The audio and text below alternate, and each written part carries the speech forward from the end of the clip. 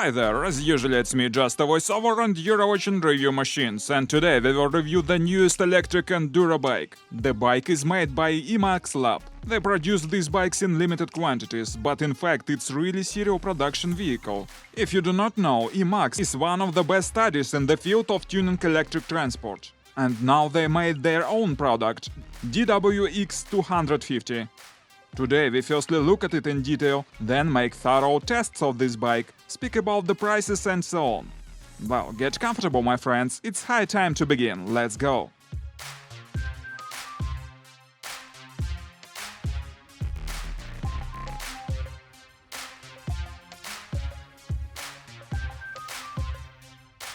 Firstly, a few words about the design.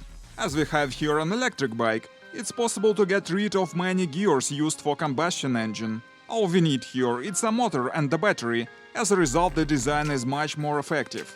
As to me, the bike looks quite balanced, harmonious and reserved, and a bit aggressive. Let's look at it in detail.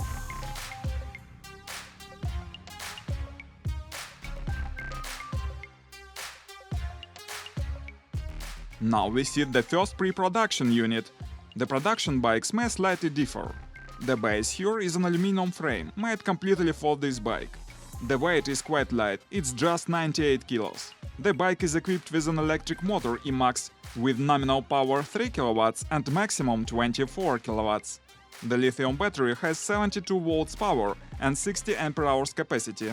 One of the key features of the design of the bike, the motor itself has a very durable body and it's used as a part of rear suspension. In this way, it's installed in the lowest part of the frame. Then the battery is also very low. As a result, we have here the lowest gravity center. That is definitely very good for steering of the bike.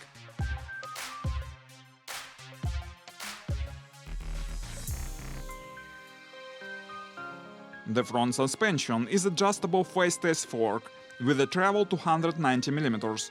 The rear suspension with DNAM shock absorber with the same travel to 190 mm. On the handlebar we see just a throttle and brake and two buttons, one is power button and another is a sport mode. But be careful with it. By the way, unlike any regular enduro bike, here we have a reverse mode. This is the button for that. Well, I'm straining at the leash to have the first test of this beast. Thanks to a pro rider Alexander who will help us to test the bike. Let's go!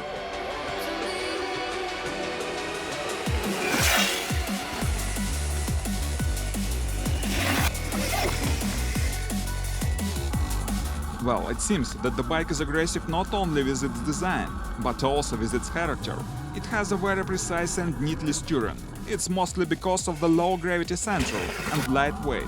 As we remember, this bike weighs 98 kilos, and the gasoline analog would weigh about 115 kilos.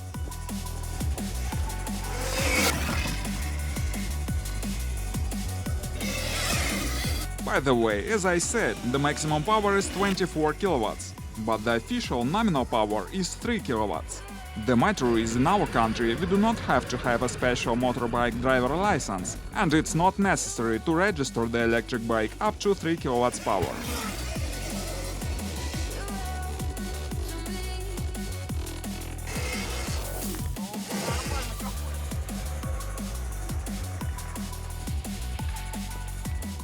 There are two modes for the motor, the standard mode and the sport. In standard, the bike is very predictable and comfortable for use. The power is limited, so this mode is good for beginners and just for easy riding. And the sport mode is for pro riders, cause it's absolutely another bike, no any limits. The bike turns into an insane electric beast. In this mode, the bike is able to get over serious obstacles, like these steep ascents for example.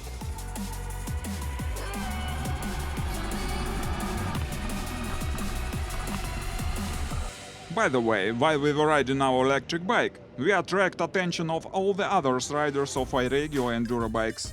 And we decided to compare face-to-face an electric bike and gasoline one. Here it is, 125cc KTM bike. Let's try to make a drag race on a short distance.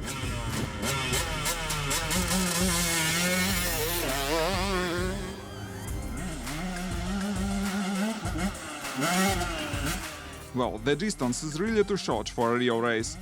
But we here don't have any other proper track, so I can't say for sure who is the winner, but I think the electric one at least is not worse. Of course, such a comparison is not serious enough, so let's do this another way. We moved to one of the most complicated obstacles of the whole track. Look at this hill. It's frightening, isn't it?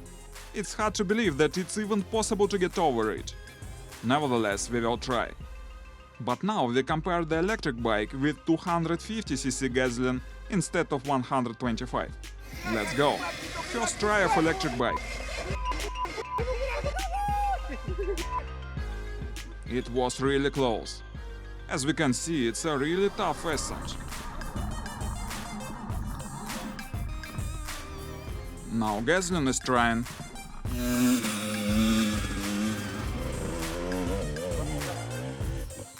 Ruined. Besides, I should say that the result depends on the rider's skills also. The next electric try.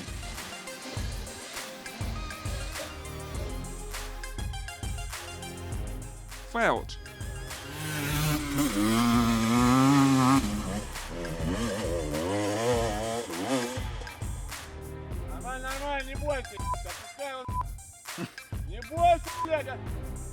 And again the gasoline failure, but it was close. One more try.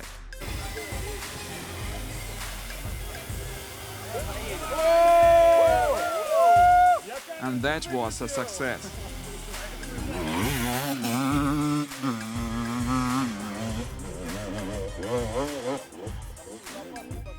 But gasoline bike answers with the same success. In this way, they are both winners in this competition.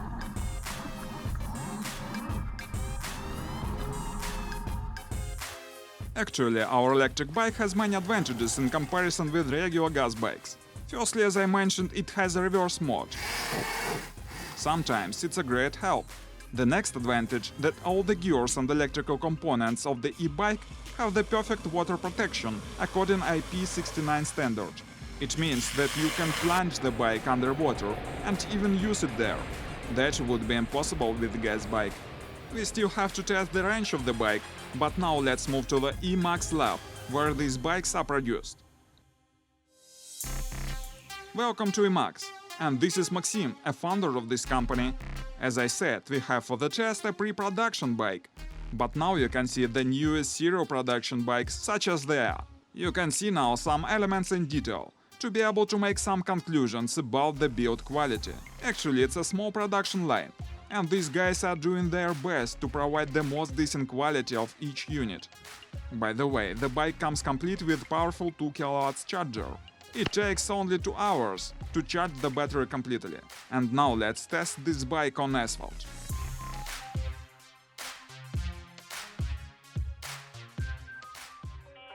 To test the bike on asphalt, we changed the tires. By the way, you can choose the tires you need when you order the bike. First of all, to see what this bike can do on asphalt, we asked a pro stunter to try it. It's going to be interesting, isn't it?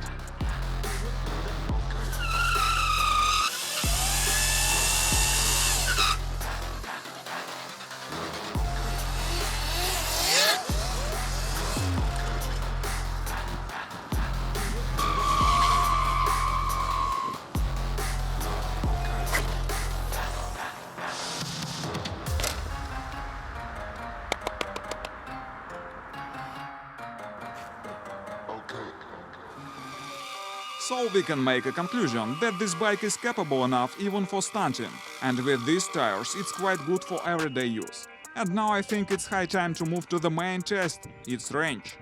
And I'll do it myself. The only thing I should do is to pump up the tires slightly, to provide more range. By the way, I use a very comfy for such purposes a mini inflator Xiaomi. It's perfect for bikes, motorcycles, quads and so on. Really useful gadget. I'll put the link in the description. Well, I start my GPS tracker and hit the road.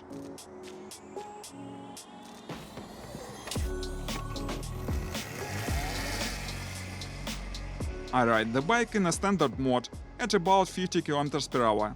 While I'm riding, I want to say that the bike is really worth of your attention.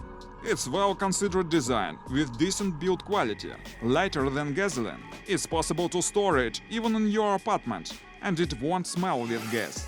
Very little maintenance required, no any liquids and oils. Waterproofing. I think there are only two serious drawbacks.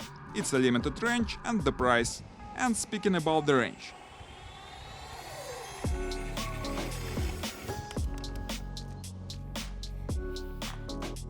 Well, the result is on your screens. 111 kilometers.